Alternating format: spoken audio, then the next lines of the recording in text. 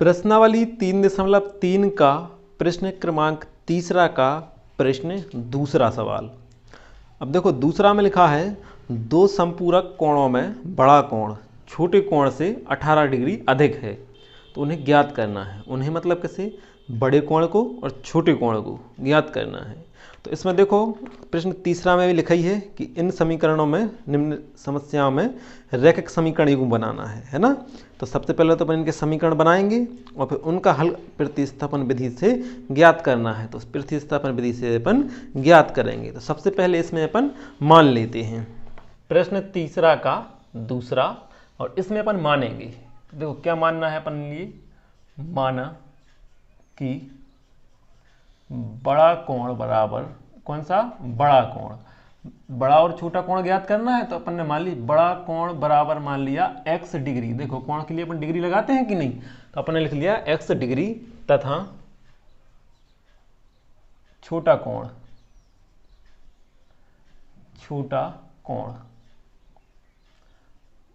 बराबर का चिन्ह, और बड़े छोटे कोण को मान लेना है अपने लिए 12 डिग्री। इतना समझ में आ रहा है। बड़े कोण और छोटा कोण ज्ञात करना था, तो हमने मान लिया, माना कि बड़ा कोण बराबर हो गया x डिग्री और छोटा कोण बराबर हो गया 12 डिग्री। इतना समझ में आया। अब जब मान लेते हैं, इसके बाद अपन लिखते हैं प्रश्नानुसार। तो यहां लिख दो प्रश्नानुसार।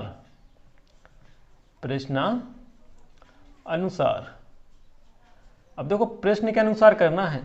तो इन रैखिक समीकरण युग्म बनाने के लिए ऐसे सवालों में अपने दो शर्तें दी रहती हैं। तो सबसे पहले अपन लिखते हैं पहली शर्त से।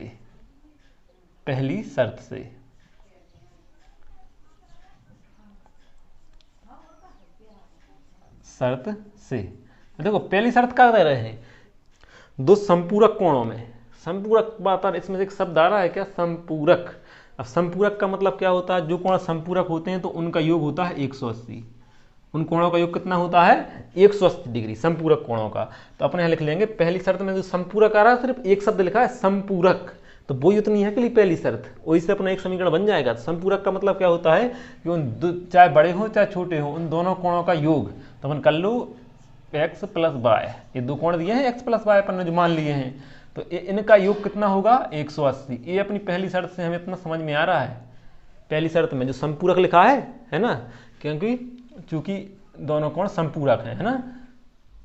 यहां लिख दो चूंकि संपूरक कोण है, संपूरक कोणों का योग 180 होता है। यहां से लिख दो कोणों का योग 180 डिग्री होता है। ठीक है, इतना समझ में आया। क्योंकि संपूरक कोणों का योग 180 होता है, ठीक है, 180 डिग्री होता है। इतना समझ में आया, कैसे लिख दिया। तो ये समीकरण बन गया, तो इसे हमें दे देना है समीकरण नंबर 1 नाम। इतना क्लियर हो गया। अब इसके बाद दूसरी शर्त पे पहुंच जाओ, जब समीकरण 1 बन जाता है। तो देखो दूसरी शर्त में क्या कह रहे हैं, यहाँ लिखो दूसरी शर्त से। इसे और बहुत अच्छे से याद कर लेना इस शब्द के लिए, ठीक है, यह आपको बहुत आगे तक काम आएगा। अब दूसरी शर्त में क्या बोल रहे हैं, जो बड़ा कोण है वो छोटे कोण से 18 डिग्री अधिक है। बड़ा कोण छोटे कोण से 18 डिग्री अधिक है। तो कर लो, बड़ा कोण क्या माना है अपन ने, बड़ा कोण x, अपन ने लिख दिया x। इसके बाद क्या कह रहे हैं, छोटा कोण। उसमें कह रहे सवाल है कि बड़ा कोण छोटे कोण से, तो छोटा कोण लिख लो। छोटा कोण क्या माना है अपन ने, बाय।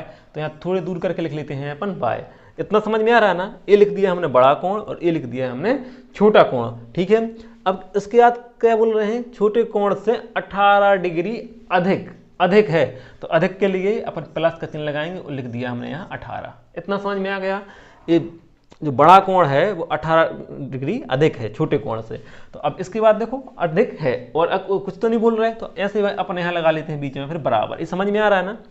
बड़ा कोण लिखा, छोटा कोण लिखा, 18 डिग्री अधिक की कह रहे थे, तो अपन ने 18 डिग्री अधिक कर दिया और बीच में लगा लिया अपन ने फिर बराबर का चिन्ह। क्लियर।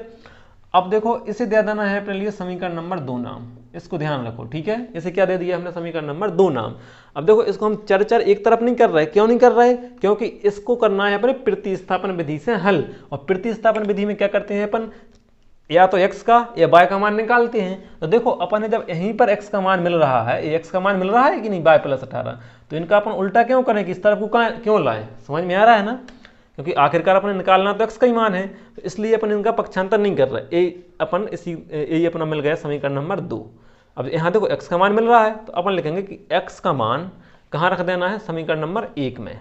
2 से अपन लिए x का मान मिल रहा है, तो समीकरण 2 से अपन x का मान मिल रहा है, तो अपन x का मान कहाँ रखेंगे, अब समीकरण नंबर 1 में। तो समीकरण नंबर 1 को देखो, a लिखा है x प्लस y, तो यहाँ लिख लो सबसे पहले क्या आ रहा है x, तो देखो x की जगह अपन नहीं, पहले यहाँ लिख लो x का मान समीकरण 2 में रखने पर, x का मान समीकरण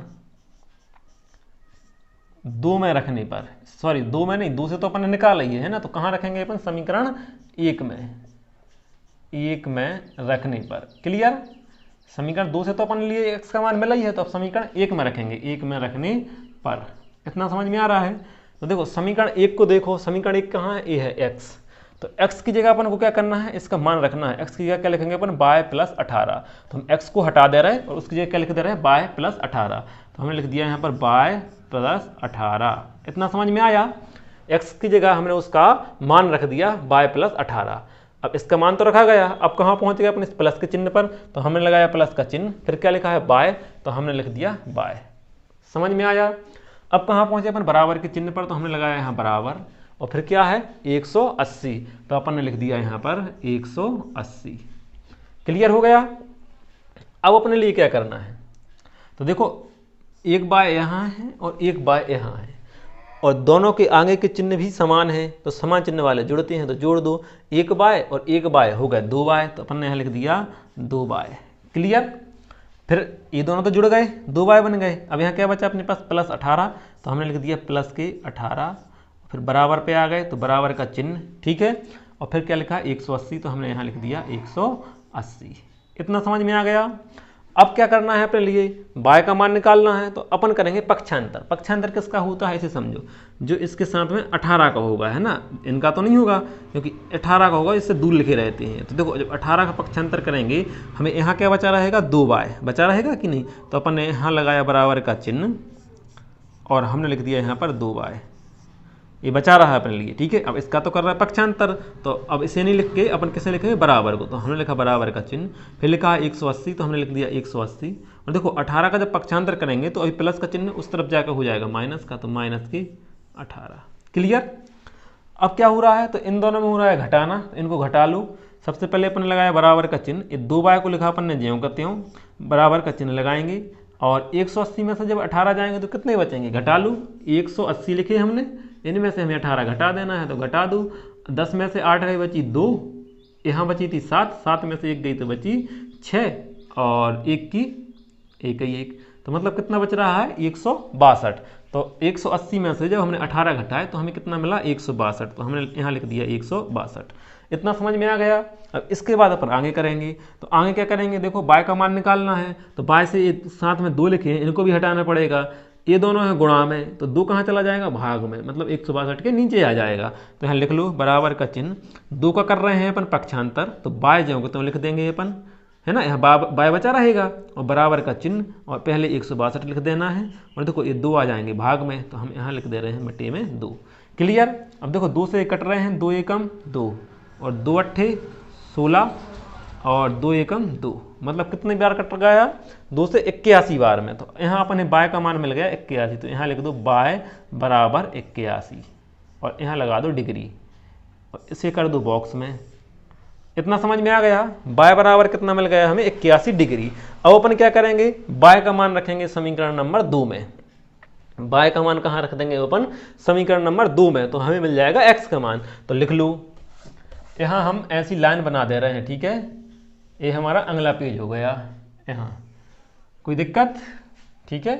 यहाँ के बाद आप यहाँ से लिखना, ठीक है। हम लिख रहे हैं बाय का मान, बाय का मान कहाँ रखना है, समीकरण 2 में, 2 में रखने पर, ठीक है। तो देखो बाय का मान, ये जो बाय का मान निकला है इसे हम कहाँ रख रहे हैं, समीकरण 2 में। तो समीकरण 2 ढूंढो, 2 कहाँ है, देखो ए लिखा है, इसमें सबसे पहले क्या आ रहा है x, तो हमने यहाँ लिख दिया x, फिर क्या आ रहा है बराबर, तो हमने लिख दिया बराबर, फिर क्या आ रहा है बाय, तो देखो बाय की जगह तो उसका मान रखना है, तो बाय की जगह अपन कितना लिखेंगे, बाय की जगह कितना है 81, तो अपन ने यहाँ लिख दिया 81। समझ में आ गया। अब फिर क्या आ रहा है प्लस, तो हमने यहाँ लिख दिया प्लस, और फिर क्या लिखा है 18, तो हमने लिख दिया यहाँ पर 18। समझ में आया। अब इन दोनों में हो रहा है जोड़, तो इनको जोड़ दो, x की x लिखेंगे बराबर का चिन्ह, 81 और 18 जोड़ो, कितने आएंगे 81 और 18 जोड़ना है, तो 1 और 8 हो गए 9, 8 और 1 हो गए 9, यानी कितने आ रहे हैं 99। 81 और 18 को जोड़ा तो हमें कितना मिल रहा है 99, यहाँ लगा देना है डिग्री। ठीक है, इसे भी बॉक्स में कर दो, x का ही मान मिल गया और y का ही मान मिल गया। ठीक है, अब अपन बस अतः डाल के लिख देंगे। अतः डाल के क्या लिखते हैं, ये जो माना की वाले सवाल होते हैं वहीं से लिखते हैं अपन, तो अपन लिख देंगे अतः बड़ा कोण बराबर, तो यहाँ लिख दो अतः बड़ा कोण बराबर।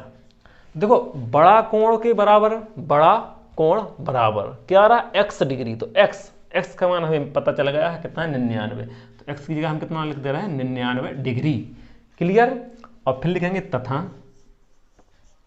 अब ये दूसरी वाली लाइन लिखना है छोटा कोण बराबर, छोटा कोण, और फिर लिखना है बराबर, तो हमने लिख दिया बराबर। तो छोटा कोण बराबर, बराबर में क्या दिया है बाय, तो बस बाय की जगह अपन क्या लिख देंगे 81 डिग्री, तो यहाँ लिख दिया हमने 81 डिग्री। ठीक है, यही अपना आंसर हो गया, तो यहाँ लिख दो आंसर। क्लियर। तो देखो बड़ा कोण अपने लिए 99 डिग्री में लग गया, छोटा कोण में लग गया 81 डिग्री। ठीक है, तो इतना सिंपल है, कर लो।